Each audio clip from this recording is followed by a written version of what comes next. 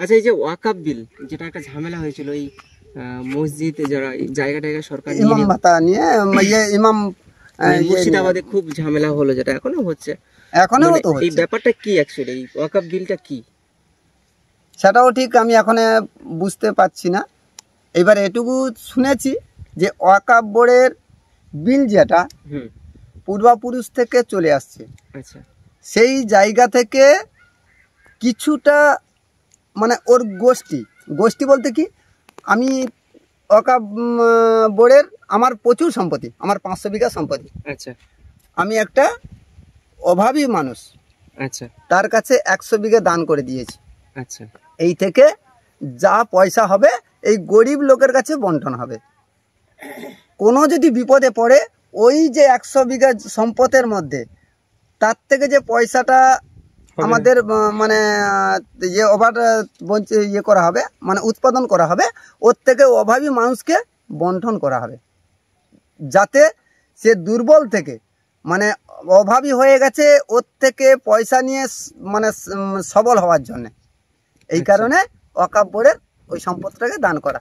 আর কিছুটা ওর যে একটা মানুষ আছে, প্রত্যেকে তো আর একই সমান থাকতে পারে না, কিছু মানুষ ওর থেকে নিয়ে ওই সম্পদটাকে আত্মসাৎ করছে, নিজের পকেট ভরাচ্ছে। মানে বিল কেন করবে?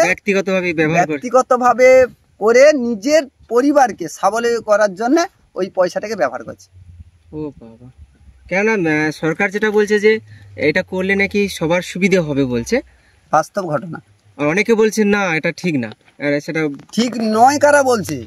যারা ঝাড় পিস মাল। আমি ঝেড়ে খাচ্ছি, ওই সম্পদ থেকে কষ্টটা হবে আমার। আচ্ছা, কষ্টটা আমার হচ্ছে। আর ওইটা যখন বন্টন করে দেবে, দেখা যাবে সরকারের খাতায় চলে যাবে।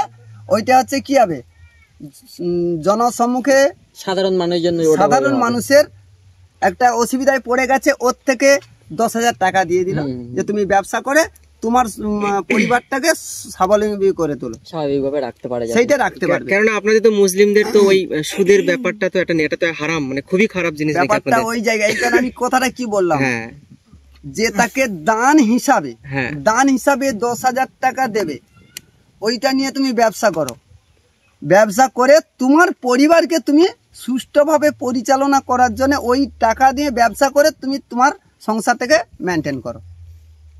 এটা হচ্ছে সরকার চাইছে। আর এইটা যেটা মনে করছি এটা খুব ভালো কাজ। কারণ অনেক বাবুরা আছে নাকি জায়গা দখল করে নিয়ে সব বসে আছে, ফ্যাক্টরি খুলে নিয়ে অনেক এই যে বল খেলা মাঠ, যেটা ওই যেটা শুনেছি জাহাজ কারখানা, আচ্ছা, ওটাও কিন্তু ওয়াকফ বোর্ডের সম্পদ। ওটা মুসলিম, তার নামটা কি আমার ঠিক স্মরণে আসছে না।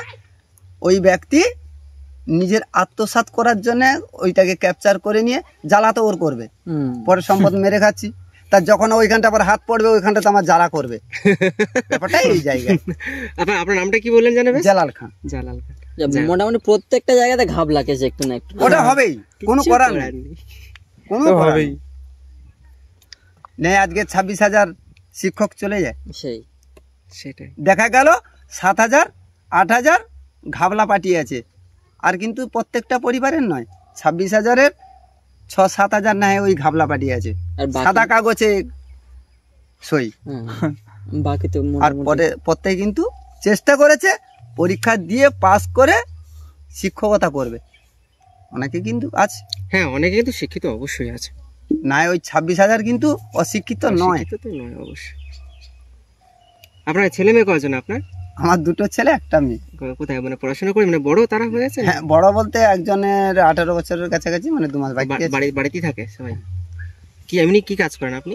আমার ওই তেলে ভাজা দোকান আছে, মার্কেটের উপর। মার্কেটের উপর। ও আচ্ছা, যান আপনি, অনেক সময় নষ্ট করে দিলাম।